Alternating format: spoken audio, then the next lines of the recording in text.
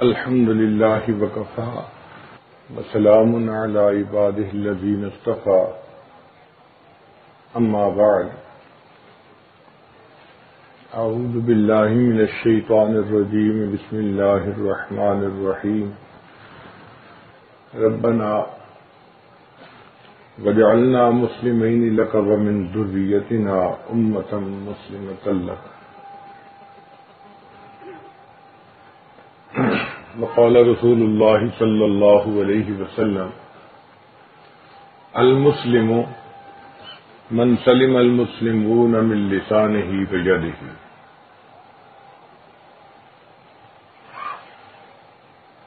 سبحان ربک رب العزۃ عما یصفون وسلام علی المرسلین والحمد للہ رب العالمین اللهم صل على سيدنا محمد وعلى آل سيدنا محمد وبارك وسلم.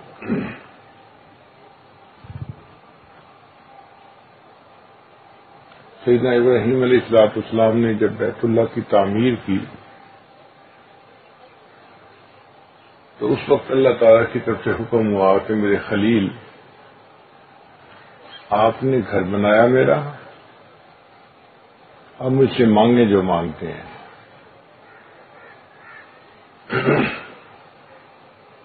جو امیر لوگ ہوتے ہیں ان کا یہی طریقہ ہوتا ہے. ہم لوگ الیکٹریشین کو گھر لاتے ہیں تو پہلے طے کرتے ہیں بھئی پمپ خراب ہے، کتنے پیسے لیں گے؟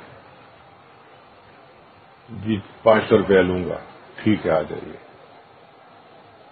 جو امیر لوگ ہوتے ہیں وہ پہلے طے نہیں کرتے ہیں. وہ کہتے ہیں آپ آئیں، ہمارا کام ٹھیک کر دیں، جو مانگیں گے ہم دے دیں گے. کیا مانگے گا؟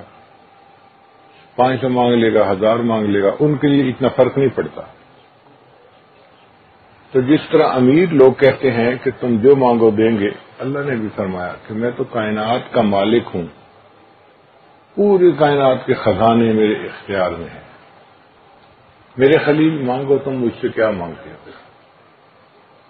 تو ابراہیم علیہ السلام نے 3 دعائیں مانگی، جن میں ایک یہ دعا تھی کہ اے اللہ ہم دونوں کو مسلمان بنا دے. وہ پیغمبر اسلام تھے، پھر بھی انہوں نے یہ دعا مانگی کہ مجھے اور میرے بیٹے 2 تھے نا، ربنا وجعلنا مسلمین لک، ہم دونوں کو صحیح معنوں میں مسلمان بنا دیں.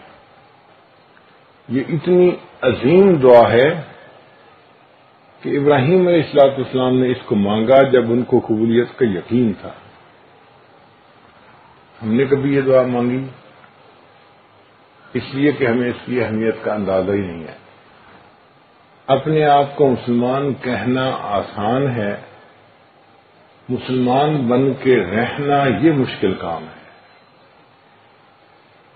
چمی گویم مسلمانم بلرزم کہ دانم مشکلات لا الہ. جب میں اپنے آپ کو کہتا ہوں کہ میں مسلمان ہوں تو میں کانپ جاتا ہوں، اس لیے کہ میں لا الہ الا اللہ کے تقاضوں کو جانتا ہوں کہ مسلمان بن کے رہنا کوئی آسان کام نہیں ہے. نبی علیہ السلام نے ایک حدیث مبارکہ میں مسلمان کی ڈیفینیشن کی، مسلمان کے بارے میں بتایا کہ مسلمان کون ہوتا ہے. فرمایا المسلم من سلم المسلمون من لسانہ ویدہ. مسلمان وہ ہوتا ہے کہ جس کی زبان سے اور جس کے ہاتھوں سے دوسرے مسلمان سلامتی میں ہو، دوسروں کی جان محفوظ، مال محفوظ، عزت آبرو محفوظ، کوئی فکر نہ ہو ان کو. یہ مسلمان ہے، اب مجھے کوئی فکر نہیں ہے. مسلمان وہ ہوتا ہے. اس لیے جب ایک مسلمان دوسرے مسلمان کو کہتے ہیں السلام علیکم، تو اس میں یہی میسج دیتے ہیں تمہارے اوپر سلامتی ہو، تم فکر مت کرو، تمہاری جان، تمہارا مال، تمہاری عزت میرے سے محفوظ ہے. مجھ سے فکر کرنے کی بات نہیں ہے. اور جس بندے سے دوسرے کی جان مال عزت محفوظ نہ ہو، شریعت کے مطابق وہ مسلمان ہی نہیں ہوتا.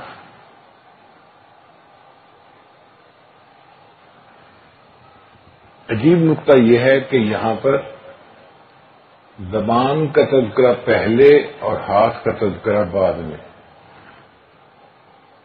اس لیے کہ ہاتھ سے کسی کو تکلیف پہنچانے کے لیے طاقتور ہونا ضروری ہے. اگر آپ طاقتور نہیں اور کسی کو ایک تھپڑ ماریں گے تو وہ الٹا آگے سے 2 تھپڑ لگائے گا. آپ ایک جوتا لگائیں گے اور جواب میں 10 جوتے خود کھائیں گے. تو ہاتھ سے تکلیف پہنچانے کے لیے طاقتور ہونا ضروری ہے. زبان سے تکلیف پہنچانے کے لیے کمزور بھی طاقتور کو بھی تکلیف پہنچا سکتا ہے. زبان سے ایسی بات کرے کہ دوسرے کا دل دکھے. پھر ہاتھ سے تکلیف پہنچانے کے لیے ساتھ ہونا ضروری ہے. زبان سے تکلیف پہنچانے کے لیے پاس ہونا بھی ضروری نہیں. دوسرے شہر میں بیٹھ کے کوئی بات کریں اور اس بندے کے دل کو تکلیف پہنچے. ہاتھ سے تکلیف پہنچانے کے لیے زندہ ہونا ضروری ہے. اب جو فوت ہو گئے ان کو ہاتھ سے تو تکلیف نہیں پہنچا سکتے، لیکن زبان سے ان کو بھی تکلیف پہنچا سکتے ہیں. جیسے بعض لوگ سلف صالحین کو برا کہتے ہیں، ان کی روحوں کو تکلیف پہنچاتے ہیں.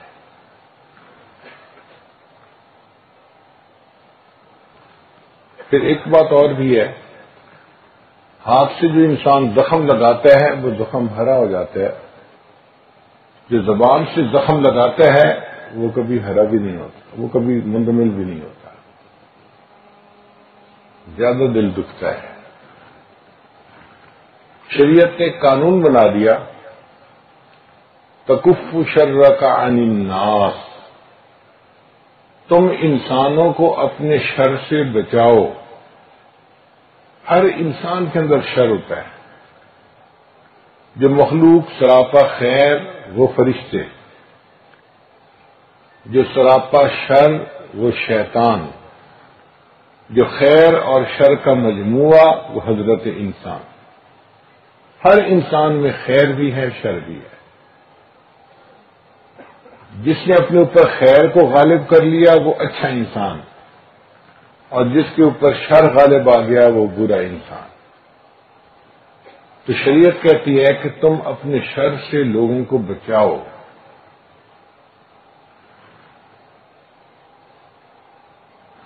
اور کسی کو اپنی تکلیف سے بچانا یہ صدقہ ہے، اس پر ثواب ملتا ہے.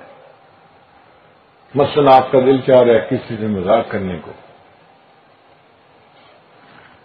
دل میں ٹیمپٹیشن ہو رہی ہے اس کو مذاق کریں، آپ اپنے آپ کو سنبھالتے ہیں، روک لیتے ہیں. شریعت کہتی ہے کہ یہ جو آپ نے اپنے جذبے کو روکا، اس پر اس بندے کو صدقہ کرنے کا ثواب دیا جائے گا.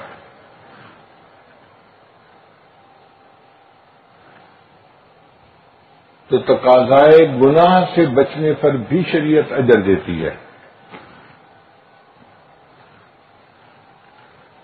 تو زندگی کا اصول بنا لیجئے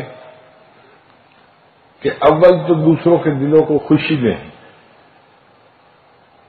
اور اگر کسی کا دل کو خوشی نہیں دے سکتے تو کم از کم تکلیف تو نہ دیں.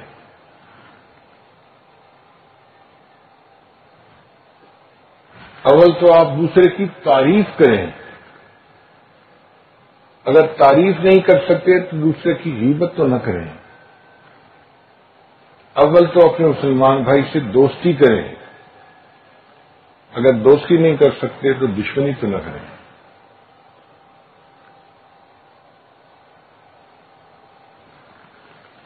بعض لوگ ہوتے ہیں بہت بے حس قسم کے لوگ ہوتے ہیں، دوسروں کو احساس نہیں ہوتا ان کو. اللہ تعالیٰ کی نظر میں ایسے لوگ سب سے زیادہ برے ہوتے ہیں جو بے حس ہوتے ہیں.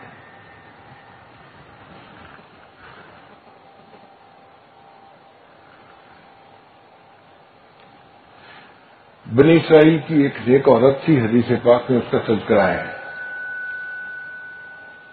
صائمۃ الدہر تھی اور قائمۃ اللیل تھی، ساری رات تہجد پڑھتی، سارا دن روزہ رکھتی، نیک بیوی تھی۔ اس زمانے میں ریفریجریٹر نہیں ہوتے تھے، تو کوئی کھانا بچ جاتا تو اسے ہوادار جگہ پہ کھلا رکھا جاتا تھا۔ اس نے چند مرتبہ اپنا دودھ رکھا، رات کو بلی آئی اور دودھ پی گئی۔ اب اس عورت کو بڑا غصہ تھا، بلی نے میرا دودھ پی لیا۔ اس نے کہا اچھا میں اس کو پکڑوں گی نا تو اس کو خوب سزا دوں گی۔ ایک دن اس نے بلی کو پکڑ لیا، اس نے اس کو پنجرے میں بند کر دیا اور کہا کہ میں اس بلی کو نہ کھانا دوں گی نہ پانی دوں گی، اس کو بھوکا پیاسا رکھوں گی، سزا دوں گی اس نے میرا دودھ کیوں پیا۔ وہ بلی ایک دو دن کے بعد مر گئی۔ حدیث پاک میں ہے جیسے ہی بلی مری اللہ نے اس عورت کے جہنم میں جانے کا فیصلہ کیا۔ یہ بے حس عورت دوسرے کی تکلیف کا خیال نہیں کرتی، وہ نمازیں پڑھنے والی تھی، وہ روزے رکھنے والی تھی، وہ نیک بیوی تھی، مگر بے حس تھی۔ اس کی بے حسی اللہ کو ناپسند آئی۔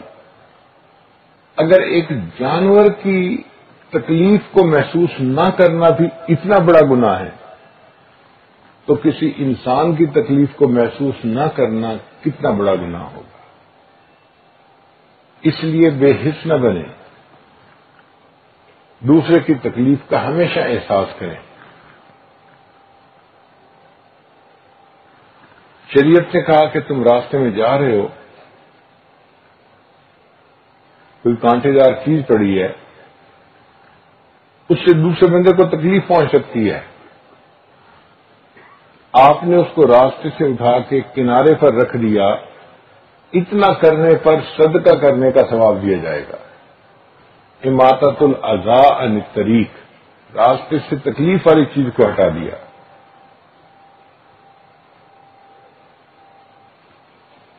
مسجد میں پہلی صف میں نماز پڑھنے کا اجر زیادہ ہے، لیکن جمعے کے دن رش ہوتا ہے۔ اب ہر بندہ کوشش کرے کہ میں پہلی صف میں جاؤں تو اسے کندھوں سے پھیلانگنا پڑے گا جو بیٹھے ہوئے ہیں، اور بیٹھنے والوں کو تکلیف ہوگی۔ تو شریعت کہتی ہے کہ نہیں، یہ کندھوں سے پھیلانگ کے جانا تکلیف کا باعث ہے، اب رش کی وجہ سے تم پیچھے بھی نماز پڑھ لو گے، تمہیں پہلی نماز کا ثواب مل جائے گا۔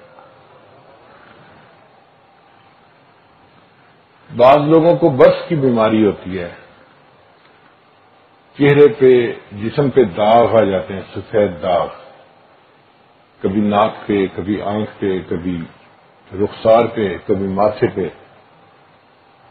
تو کئی مرتبہ وہ ایسے داغ ہوتے ہیں کہ دوسرا بندہ دیکھتا ہے نا تو طبیعت میں اندر کراہٹ سی پیدا ہوتی ہے، اچھا نہیں لگتا۔ شریعت نے کہا کہ مسلمان مرد 5 وقت کی نماز مسجد میں آ کر باجماعت ادا کرے، لیکن برس کا اگر کوئی مریض ہے وہ اپنے گھر میں نماز پڑھ لے گا، اللہ اس کو مسجد میں آ کر نماز پڑھنے کا ثواب عطا فرمائے گا، چونکہ یہ دوسروں کو اپنی تکلیف سے بچا رہا ہے۔ اس لیے کوئی بندہ اگر کچا پیاز کھائے تو منہ سے اس کی مہک آتی ہے، بو آتی ہے۔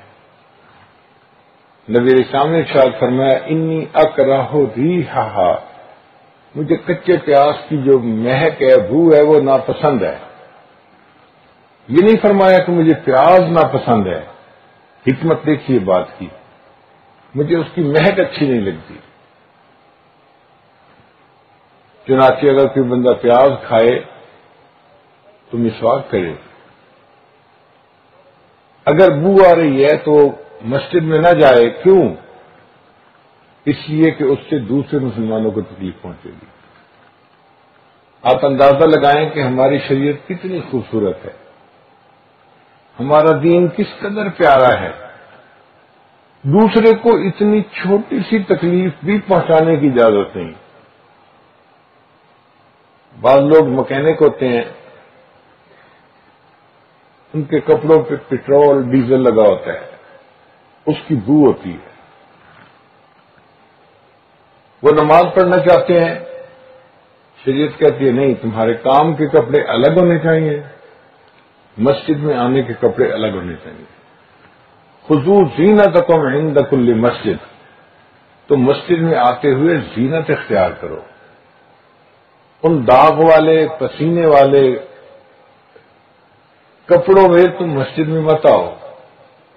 جس کے پاس بیٹھو گے اس کو تمہارے پسینے کی بو آئے گی، ڈیزل پٹرول کی بو محسوس ہوگی، تو یہ ٹھیک نہیں ہے.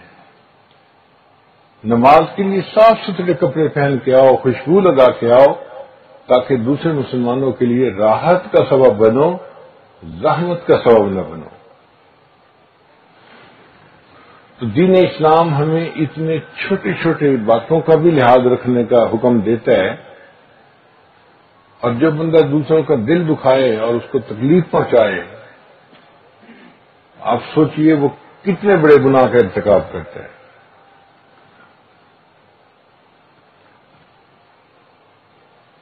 نبی علیہ الصلوۃ والسلام ایک مرتبہ تہجد کے وقت اٹھے، سیدہ عائشہ صدیقہ رضی اللہ تعالیٰ عنہا اسی بستر پہ سو رہی تھی.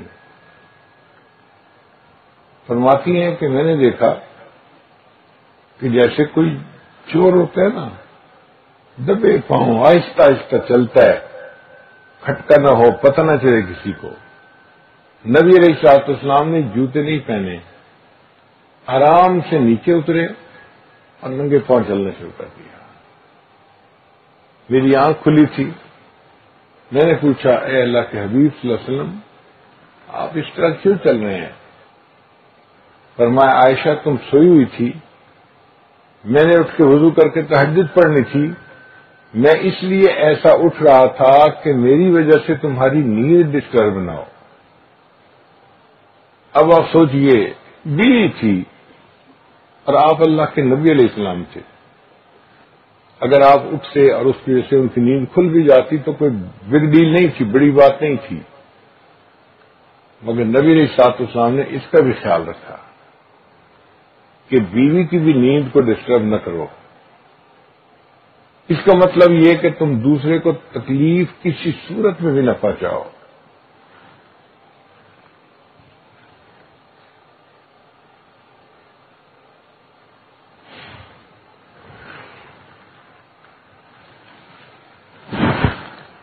ہمارے اکابرین اس کا بہت خیال رکھا کرتے تھے.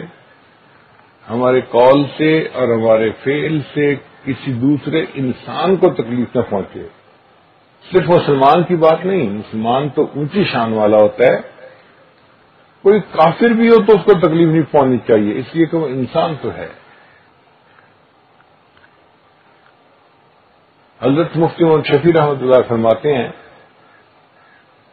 مدرسے میں جب میری تعلیم مکمل ہو گئی تو میرے پاس وقت تھا. میں نے سوچا کہ میں کسی اللہ والے کی صحبت میں جا کے رہتا ہوں. ایک بزرگ تھے میاں اسرار حسین دیوبندی رحمۃ اللہ علیہ، میں ان کے پاس گیا کہ میں چند دن ساتھ رہوں گا اور حضرت سے دین سیکھوں گا. فرماتے ہیں ہم نے عشاء کی نماز پڑھی اور مسجد سے گھر جا رہے تھے.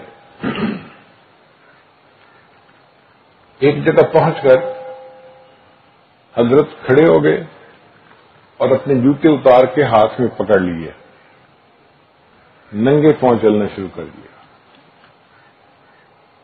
کوئی 100 قدم ننگے پاؤں چلے، پھر جوتا پہن لیا، گھر پہنچ گئے. میں نے پوچھا حضرت آپ نے راستے میں چلتے ہوئے جوتے کیوں اتارے؟ تو فرمایا کہ یہ مخلوط آبادی ہے، مسلمان بھی رہتے ہیں، ہندو بھی رہتے ہیں. ایک نوجوان عورت ہے ہندو اور وہ جسم فروشی کا کام کرتی ہے. رات کو اس کے گھر پہ مرد آتے ہیں اور بدکاری کا ارتکاب کرتے ہیں. جب جوان تھی تو رش خوب ہوتا تھا، اب تھوڑی سی عمر اس کی زیادہ ہو گئی تو لوگ کم آتے ہیں. مگر مجھے یہ اطلاع ملی ہے کہ ابھی بھی وہ بن سنور کے انتظار میں بیٹھی ہوتی ہے کہ کوئی آئے گا. فرمان لگے کہ میں عشاء پڑھ کے اسی راستے سے گزرتا ہوں اور میں مرد ہوں. مرد کے جوتوں کی آواز عورت کے جوتوں کی آواز سے الگ ہوتی ہے. تو میں یہ سوچتا ہوں کہ جب میں اس کے گھر کے قریب سے گزروں گا تو یہ اپنے گھر میں بیٹھ کے آواز سنے گی تو اس کے دل کو امید لگے گی کہ میرا گاہک آیا ہے، اور جب میں وہاں سے چلا جاؤں گا تو اس کا دل ٹوٹے گا، اوہو میرے پاس تو کوئی نہ آیا. میں یہ بھی پسند نہیں کرتا کہ میری وجہ سے اس بدکار عورت کا دل دکھے. میں قریب سے گزرتے ہوئے جوتے اتار دیتا ہوں، اسے پتہ ہی نہ چلے کوئی مرد قریب سے گزرا بھی ہے یا نہیں گزرا. جب ہم صحیح معنوں میں مسلمان تھے ہم دوسرے کے دل کو اتنی بھی تکلیف نہیں پہنچاتے تھے. حالانکہ اگر جوتا پہن کے چلے بھی جاتے تو یہ شریعت میں منع نہیں تھا، مگر جو حساس لوگ ہوتے ہیں وہ دوسرے کی تکلیف کا خیال رکھتے ہیں. فرماتے ہیں اگلے دن دوپہر کے وقت میں نے حضرت کے ساتھ کھانا کھایا تو کھانا کھانے کے بعد میں نے کہا کہ حضرت دسترخوان میں سمیٹ دوں. تو حضرت نے مجھ سے کوشچن پوچھا، بتاؤ تم نے کسی سے دسترخوان سمیٹنا سیکھا ہے؟ ہم سوچیں دسترخوان سمیٹنا کون سا بڑا کام ہے، بچہ بھی سمیٹ سکتا ہے. تو حضرت نے پوچھا کہ کیا آپ نے دسترخوان سمیٹنا سیکھا ہے؟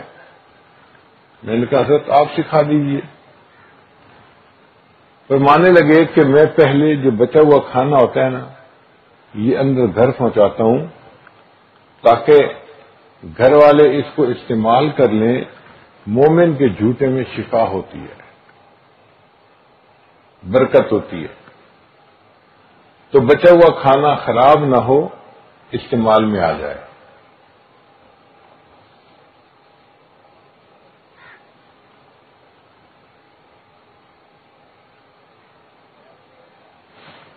پھر اس کے بعد جو دسترخوان کے اوپر چھوٹے چھوٹے ذرے بچ جاتے ہیں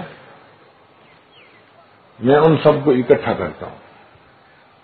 ایسے نہیں کہ دسترخوان اٹھا کے جھاڑ دیا، نہ، وہ چھوٹے چھوٹے ذروں کو اکٹھا کرتا ہوں اور پھر ان ذروں کو لے جا کے فلاں جگہ میں پھینکتا ہوں.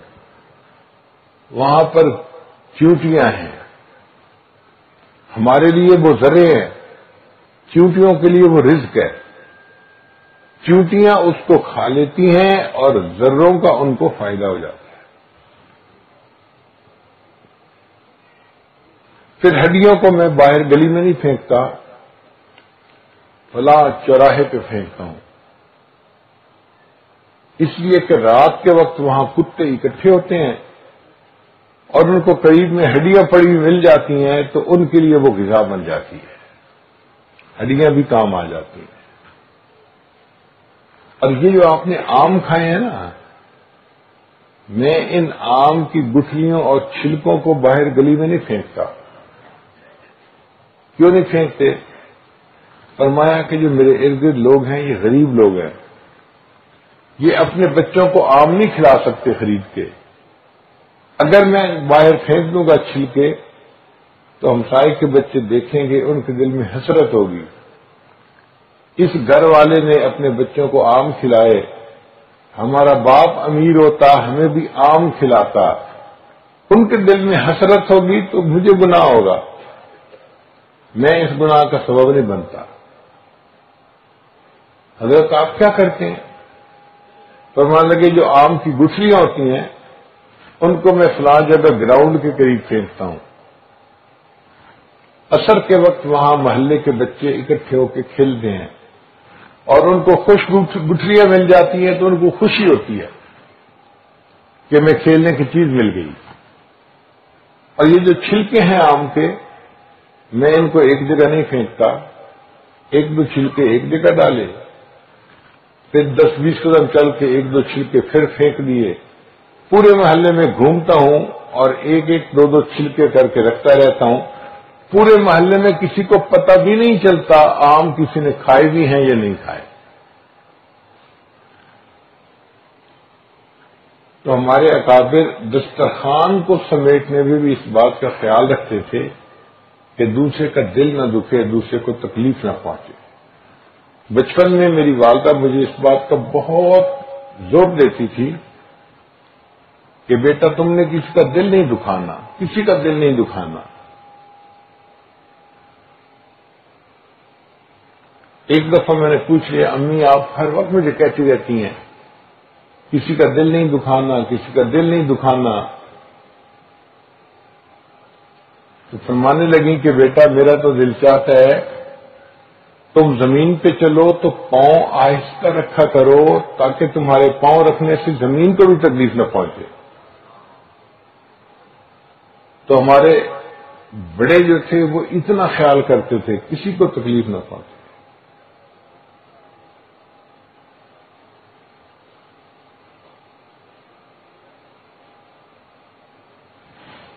انسان تو انسان جانور کو بھی تکلیف نہیں پہنچاتے تھے.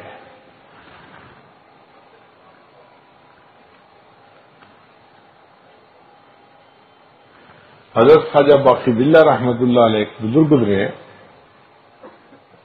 سمرقند کے رہنے والے تھے، اور سمرقند میں سردیوں میں سخت سردی ہوتی ہے.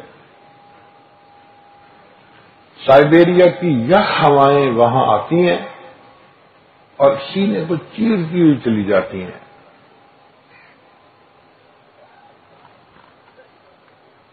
آپ یوں سمجھے کہ آپ کسی فریزر کے اندر کھڑے ہوئے ہیں، اتنی ٹھنڈ ہوتی ہے.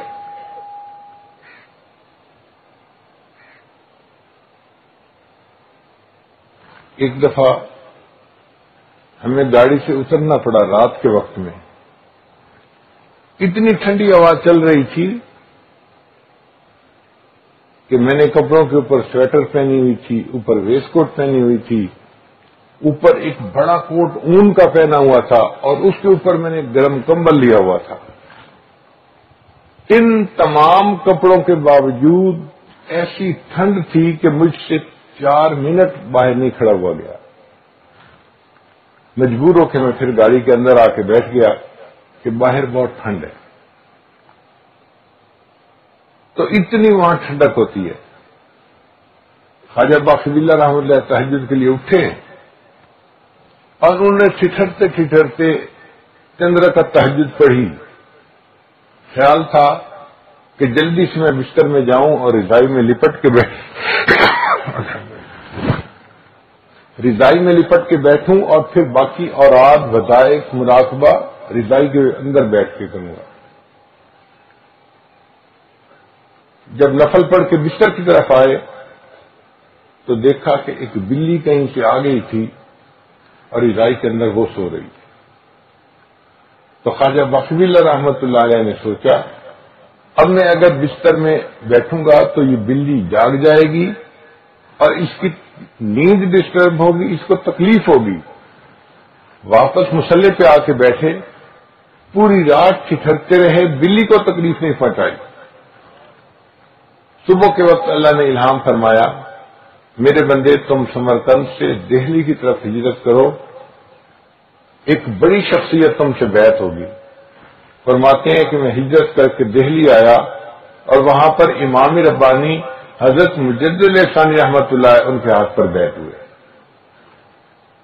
تو ایک بلی کو تکلیف نہ دینے پر اللہ نے ان کو اتنا بڑا انعام عطا فرما دیا.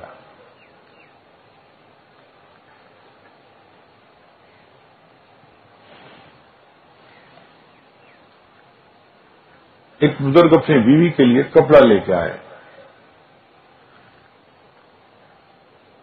جب بیوی کو لا کے دکھایا اسے کپڑا بہت پسند آیا. آپ اچھا کپڑا لے کے آئے ہیں، مجھے پسند آئے. کہنے لگے اچھا تھوڑی دیر صبر کرو میں ابھی آتا ہوں. وہ اس کپڑے کو لے کے چلے گئے. اب بیوی حیران, کپڑا دکھایا مجھے اتنا پسند آیا, کہاں لے کے چلے گئے؟ کچھ دیر کے بعد واپس آئے تو بیوی نے پوچھا کہ آپ کپڑا کہاں لے کے گئے تھے؟ مجھے تو بہت پسند تھا. کہنے لگے جب میں آپ کو کپڑا دکھا رہا تھا تو میں نے دیکھا کہ اس کپڑے کے اوپر ایک چیونٹی چل رہی تھی, اور اسی طرح کی چیونٹی میں نے کپڑے کی دکان کے قریب چلتے ہوئے دیکھی. تو مجھے خیال آیا یہ اس خاندان کی چیونٹی ہے, اب اگر یہ یہاں زمین پر چلی گئی تو یہ خاندان سے جدا ہو جائے گی, اس کو تکلیف ہوگی. میں کپڑے کو لے کر گیا, چیونٹی کو خاندان کی دوسری چیونٹیوں کے پاس چھوڑ کے پھر واپس آیا. جب ہم صحیح معنوں میں مسلمان تھے تو ایک چیونٹی کو بھی تکلیف نہیں پہنچاتے تھے.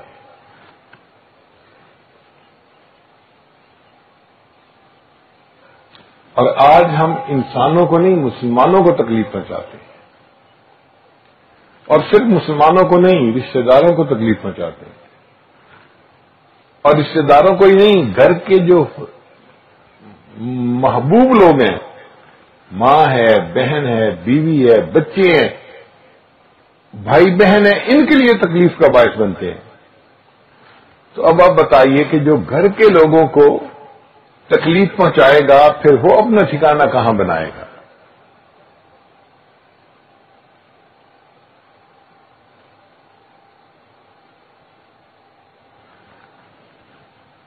ساتھ رہتے ہوئے انسان دوسرے کا دل دکھا بیٹھتا ہے. اگر کبھی زندگی میں ایسا ہو جائے, اول تو ہونا نہیں چاہیے, اگر کبھی ہو جائے تو فوراً اس کا نوٹس لیا کریں, ان کی منت سماجت کر کے ان سے معافی مانگا کریں, یا کوئی ایسا کام کریں کہ جس سے ان کا دل خوش ہو جائے.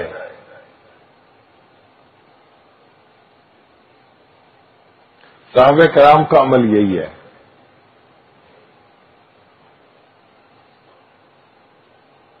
ایک صحابی تھے اسلم رضی اللہ تعالی عنہ, یہ عمر بن الخطاب عنہ کے غلام تھے, ان کے خادم تھے.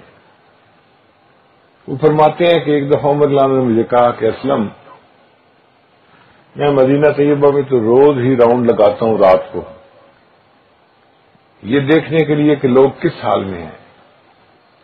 آج دل چاہ رہا ہے کہ مدینے کے شہر سے ذرا باہر کنارے پہ جو لوگ رہتے ہیں ان کو بھی دیکھیں کہ وہ کس حال میں ہیں. میں نے کہا حضرت میں حاضر ہوں. عمر لانو مجھے لے کے چلے. جب ہم مدینہ سے ذرا باہر نکلے تو ایک قافلہ وہاں رکا ہوا تھا, انہوں نے خیمے لگائے ہوئے تھے.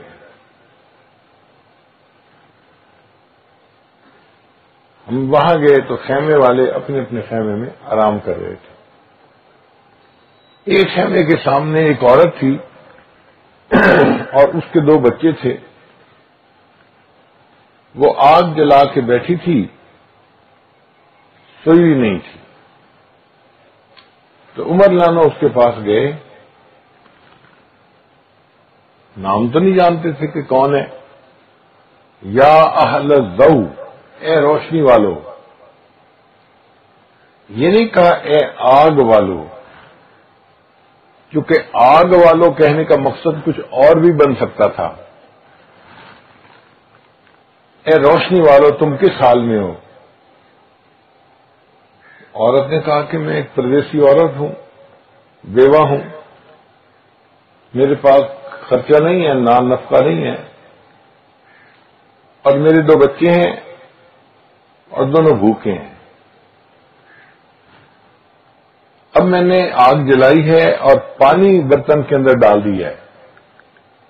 میرے بچے کھانا پکنے کی انتظار میں تھوڑی دیر تو روتے رہیں گے اور پھر رو رو کے سو جائیں گے. میں بھی سو جاؤں گی اور ہماری رات کٹ جائے گی۔ عمر لانا نے جب یہ سنا کہ بچے بھوکے ہیں اور رو رہے ہیں اس لیے کھانے کو کچھ نہیں، پریشان ہو گئے۔ ان بچوں کو کھانا پکانا تو میری ذمہ داری ہے۔ مجھے کہنے لگے چلو چلتے ہیں۔ واپس شہر لے کے آئے، بیت المال کا دروازہ کھلوایا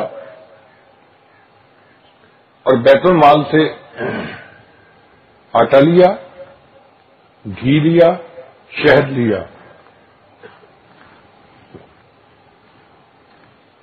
یہ استعمال کی چیزیں ہوتی ہیں، اور مجھے کہا کہ اسلم یہ آٹے کی بوری میری پیٹھ پہ رکھ دو۔ میں نے کہا حضرت میں آپ کا نوکر، آپ کا غلام، میں آسانی سے اٹھا لوں گا، میری عادت ہے یہ کام کرنے کی۔ فرمان لے کہ نہیں، ذمہ داری بھی میری تھی اور اس کو پورا بھی میں کروں گا۔ اپنی پیٹھ پہ وہ آٹے کی بوری رکھ لی اور چلنے لگے۔ راستہ لمبا تھا۔ وہ کہتے ہیں کہ میں نے دیکھا کہ ان کو سانس چڑھ گئی ہے اور بڑی مشقت ہو رہی ہے اٹھا کے لے جانے میں۔ میں نے کہا کہ جی میری پیٹھ پہ رکھ دیں، میں اٹھا لیتا ہوں۔ میں نے نہیں، میں لے جاؤں گا، ذمہ داری میری تھی، لہذا اب یہ ان کو پہنچانا میرا کام ہے۔ عمر لانا پھر واپس اسی عورت کے پاس پہنچے اور اس کو جا کے کہا کہ لے اللہ کی بندی، یہ آٹے کی بوری بھی ہے، گھی بھی ہے، چینی بھی ہے، اب اس سے تم کچھ کھانا بناؤ اور ان بچوں کو کھلاؤ۔ اس نے کہا اچھا میں برتن دھوتی ہوں، تیاری کرتی ہوں۔ عمر لانا فرمان لگے اچھا تم برتن دھو کے تیاری کرو اور اتنی دیر میں چولہے میں آگ میں جلا دیتا ہوں۔ اب اللہ کی شان کی جو لکڑیاں تھیں نا وہ گیلی لکڑیاں تھیں، خشک نہیں تھیں۔ عمر لانا ان کو جلانے کے لیے پھونکے مارتے تھے اور دھواں اٹھ رہا تھا، اور دھوئیں کی وجہ سے عمر لانا کی آنکھوں میں سے پانی ٹپک رہا تھا۔ دھواں آنکھوں کو لگتا ہے نا تو آنکھوں میں پانی آ جاتا ہے۔ عمر لانا اس تکلیف کو برداشت کر رہے تھے اور پھونکے مارتے جا رہے تھے۔ کافی تکلیف اٹھانے کے بعد انہوں نے آگ کو جلا دیا۔ تو اس عورت نے دیگچی پر رکھی، گھی ڈالا، اس میں آٹا ڈالا، ہلایا، پھر جب وہ پکنے کے قریب ہو گیا تو اس کے اندر چینی یا شہد جو بھی تھا ڈال دیا تو وہ حلوہ سا بن گیا۔ اب جب اس کھانے کی مہک آنے لگی نا تو بچے رو رہے تھے، وہ چپ ہو گئے۔ اب ان کو تسلی ہو گئی کہ کچھ کھانا بننے کی مہک آ رہی ہے، کچھ بن کے ہمیں ملے گا۔ عورت نے کھانا بنا لیا۔ پھر عمر لانا نے کہا کہ اس کو ٹھنڈا کرو اور بچوں کو کھلاؤ۔ میرا خیال تھا کہ اب عمر لانا یہاں سے چل پڑیں گے، عمر لانا وہیں بیٹھے رہے۔ بچوں نے پیٹ بھر کے کھانا کھایا تو بچے تھے، انہوں نے آپس میں کھیلنا شروع کر دیا۔ اب وہ کھیل رہے ہیں، ہنس رہے ہیں ایک دوسرے کے ساتھ، پیٹ بھر گیا تھا نا، اور عمر لانو بیٹھے ان کو دیکھ رہے ہیں۔ اسلم لانو کہتے ہیں کہ میں نے 2-3 دفعہ اشارہ کیا کہ چلیں، عمر لانو کہا نہیں صبر کرو بیٹھو۔ کافی دیر جب ہم بچوں کو کھیلتا دیکھتے رہے تو پھر ہم اٹھ کے آئے۔ میں نے راستے میں پوچھا کہ حضرت بڑا وقت ہم نے یہاں لگا دیا، آپ اتنی دیر کیوں بیٹھے رہے؟ عمر لانا نے کہا کہ اسلم میں نے ان بچوں کو اپنی آنکھوں سے روتے ہوئے دیکھا تھا، اب میرا دل چاہتا تھا اپنی آنکھوں سے ہنستے ہوئے بھی ان کو دیکھا۔ چھوٹے بچوں کی تکلیف کا اتنا خیال تھا۔ تو اگر ہم کسی کے رونے کا باعث بنے تو پھر اس کے دل کی خوشی کا باعث بھی تو بن سکتے ہیں. ایک بیٹا ایسی حرکت کرتا ہے کہ ماں روتی ہے تو یہ ماں کے آنسوؤں کو چھوٹا نہ سمجھیں. ایک آدمی مس بہیو کرتا ہے، اس کی بیوی روتی ہے، وہ بیوی کی آنسوؤں کو چھوٹا نہ سمجھے، ڈرے. اگر میں نے اس کو نظر انداز کیا تو پتہ نہیں پھر میرے اوپر کیا عذاب آئے گا. اور کوئی ایسا کام ضرور کرے کہ جس سے اس تکلیف پہنچنے والے بندے کو خوشی مل جائے. رلایا ہے تو ہنسانا بھی ہماری ذمہ داری ہے، ان کے دل کو خوش کرنا بھی ہماری ذمہ داری ہے.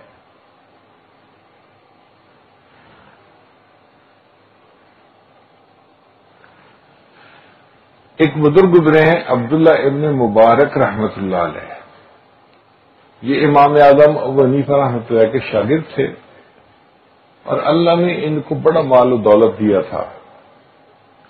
تو اپنے وقت کے امیر آدمی بھی تھے اور اپنے وقت کے بڑے عالم محدث بھی تھے. یہ اپنے گھر سے جب کوفہ جاتے امام صاحب کو ملنے کے لیے تو سفر لمبا تھا، راستے میں ایک شہر میں ان کو رات گزارنی پڑتی تھی. تو وہ ایک موٹل میں جاتے. موٹل کہتے ہیں کہ جہاں پہ بندے کو رات گزارنے کے لیے چارپائی بستر مل جائے. یہ وہاں پہ سرائے میں رکتے، رات گزارتے اور پھر آگے سفر مکمل کرتے. اب اس سرائے میں ایک نوجوان تھا، نیک تھا، اچھے کام کرتا تھا اور عبداللہ ابن مبارک رحمۃ اللہ اس کو پسند کرتے تھے. ایک دفعہ عبداللہ ابن مبارک وہاں پہنچے تو وہ نوجوان نہیں تھا. پوچھا بھائی وہ کہاں ہے؟ لوگوں نے کہا جی اس سے کسی بندے کا قرض دینا تھا، وقت پہ پیسے نہیں دیے اور بندے نے پولیس کو رپورٹ کروا دی. پولیس نے اس بندے کو پکڑ کے جیل میں بند کر دیا. جب تک پیسے ادا نہیں ہوں گے وہ جیل سے باہر نہیں نکل سکتا.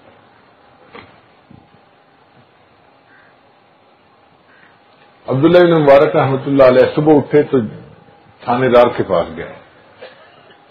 بھئی ایک نوجوان تھا، اس کو آپ نے جیل میں کیوں بند کر دیا؟ اس نے کہا جن کے پیسے دینے تھے انہوں نے اس کی شکایت کی تھی، میں نے جیل میں بند کر دیا. ابھی پیسے ادا کرو گے تو چھوٹو گے ورنہ نہیں. عبداللہ بن مبارک رحمۃ اللہ نے اس سے پوچھا بھی اگر اس کے پیسے میں ادا کر دوں تو کیا اس کو چھوڑ دو گے؟ تھانے دار نے کہا جناب ہمیں تو چاہیے کہ جس کا حق ہے اس کو حق مل جائے، آپ دے دیں گے تو بھی میں اس کو آزاد کر دوں گا. عبداللہ بن مبارک رحمۃ اللہ نے جو قرضہ تھا سارا کا سارا ادا کر دیا اور نوجوان کو یہ بھی نہیں بتایا کہ تمہیں میں نے چھڑوایا ہے.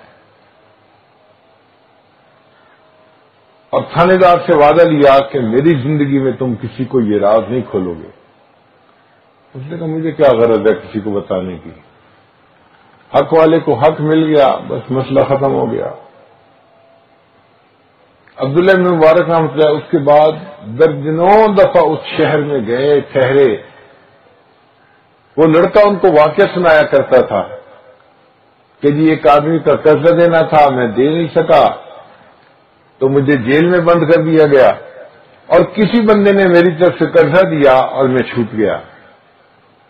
آپ ساری زندگی اس سے واقعہ سنتے رہے، اس کو نہیں بتایا کہ قرضہ تو میں نے دیا تھا. جب عبداللہ بن مبارک کی وفات ہوئی تو تھانے دار نے بلا کے اس نوجوان کو کہا کہ نوجوان تمہیں جیل سے جس بندے نے نکالا تھا وہ عبداللہ بن مبارک تھے، آج ان کی وفات ہو گئی. ہم دوسرے کا دل خوش کرتے تھے، اس طرح پتہ نہیں چلنے دیتے تھے.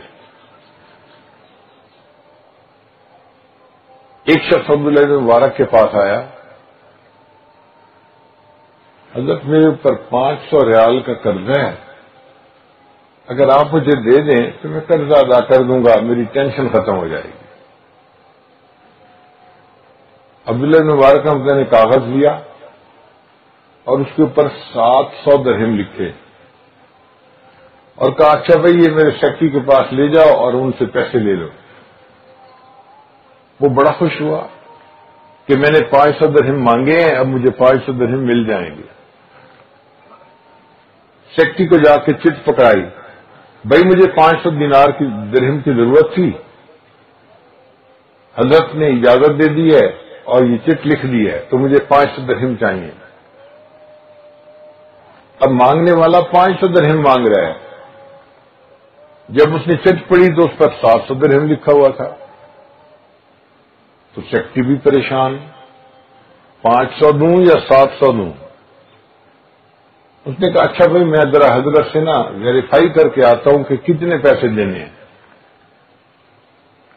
وہ سیکٹری حضرت کے پاس آیا، حضرت یہ مانگ تو رہا ہے 500، چٹ پہ لکھے ہیں 700، تو دینے کتنے ہیں؟ حضرت نے کہا اچھا چٹ پر 700 لکھے ہیں؟ اس نے کہا جی. اچھا چٹ مجھے دکھاؤ. حضرت نے چٹ ہاتھ میں لی اور 700 کو کاٹ کے اس کے اوپر لکھ لیا 1400. اب سیکٹری حیران، بندے کو 500 چاہیے، چٹ پہ 700 لکھے ہوئے تھے، پوچھنے آیا تو کاٹ کے 1400 کر دیے. اب اس نے اس کو 1400 دے تو دیے چونکہ حضرت نے حکم دیا تھا، لیکن اس کو بات سمجھ میں نہ آئی کہ کوئی درختوں سے پتے تو توڑتے نہیں کہ مال اتنا زیادہ ہے، وافر ہے کہ جو چاہو لٹاتے جاؤ. تو وہ واپس حضرت کے پاس آیا. حضرت اس کو ضرورت 500 کی تھی تو آپ نے 700 لکھا، جب میں نے پوچھا تو 700 کو 1400 کر دیا، مسئلہ کیا ہے؟ حضرت نے کہا کہ دیکھو اس کو 500 کی ضرورت تھی، وہ 500 مانگنے آیا تھا، میں نے 700 اس لیے لکھے تھے کہ اس کو امید 500 کی ہے، جب 700 ملیں گے تو اس کو دل کو اچانک خوشی ملے گی. اور حدیث پاک میں ہے جو مسلمان بھائی کے دل کو اچانک خوشی پہنچاتا ہے اللہ اس کی زندگی کے پیچھے سب گناہوں کو معاف فرما دیتا. تو میں نے 700 لکھ دیے تھے مگر آپ نے میرا کام خراب کر دیا. آپ پوچھنے آ گئے اور اس کو پتہ چل گیا کہ میں نے 700 لکھے ہیں. اب اگر اس کو 700 مل بھی جاتے تو اس کو وہ خوشی نہ ہوتی. میں نے کاٹ کے 700 کو 1400 کر دیا. 700 کی امید ہے دل میں، 1400 ملیں گے، اس کے دل کو اچانک خوشی پہنچے گی اور اس خوشی کے بدلے اللہ میرے گناہوں کو معاف فرما دے گا. کیا ہمارے دل میں کبھی یہ بات آئی؟ ہم اپنے ماں باپ کے دل کو خوش کریں، بہن بھائی کے دل کو خوش کریں، بیوی بچوں کے دل کو خوش کریں، ان کے دل خوش ہوں گے، اس کے بدلے اللہ ہمارے دلوں کو خوش فرما دیں گے. سوچتے ہی نہیں. ہم مسلمان کس کام کے ہیں؟ یہ تو کل پتہ چلے گا نا کہ ہم اللہ کی کتابوں میں مسلمان بھی ہیں کہ نہیں ہیں. کلمہ پڑھ لیا، کام سارے جانوروں والے، کسی پر ظلم کیا، کسی کا حق مارا، لوگوں کے دل دکھائے، اور ہمیں پرواہ بھی نہیں ہوتی کہ دوسروں کے اوپر بیت کیا رہی ہے. ایسا انسان جنت میں نہیں جائے گا، اس کو اللہ تعالیٰ جہنم میں دھکا دیں گے. اللہ تعالیٰ قرآن میں ارشاد فرماتے ہیں وَيْلٌ لِكُلِّ ہُمَزَةٍ لُمَزَةٍ، ویل ہے ہر اس بندے کے لیے جو عیب جو ہو اور عیب گو ہو. یہ دو الگ الگ گناہ ہیں. بعض لوگوں کی نگاہیں ایسی مائکروسکوپک ہوتی ہیں، نظر پڑتی ہے اور دوسروں کی چھوٹی چھوٹی غلطیوں کو بھی نوٹ کر لیتے ہیں. یہ عیب جو لوگ ہیں، عیب کے متلاشی لوگ ہیں. اور بعض بندوں کی عادت ہوتی ہے کہ کسی کی چھوٹی سی غلطی کا پتہ چلے اس کو دوسروں کو بتاتے ہیں، فون پہ اس کو بھی بتایا، اس کو بھی بتایا، اس کو بھی میسج کر دیا، اس کو بھی میسج کر دیا. یہ عیب گو ہوتے ہیں، عیب بیان کرنے والے. اور کئی مرتبہ یہ دونوں بیماریاں ایک ہی بندے میں ہوتی ہیں. وہ عیب جو بھی ہوتا ہے عیب گو بھی ہوتا ہے. تو ایسے بندوں کے لیے اللہ فرماتے ہیں کہ قیامت کے دن ان کو ایک وادی ہوگی جہنم کی جس کو ویل کہیں گے، اس میں عذاب دیا جائے گا۔ اس میں عذاب کیا ہوگا ذرا غور کیجئے۔ اللہ تعالیٰ فرماتے ہیں نار اللہ الموقدہ، ایک آگ ہوگی جس کو اللہ نے جلایا ہوگا اس جگہ۔ مفسرین نے لکھا کہ آگ کا ایک ستون ہوگا، اس کے ساتھ اس بندے کو باندھ دیا جائے گا۔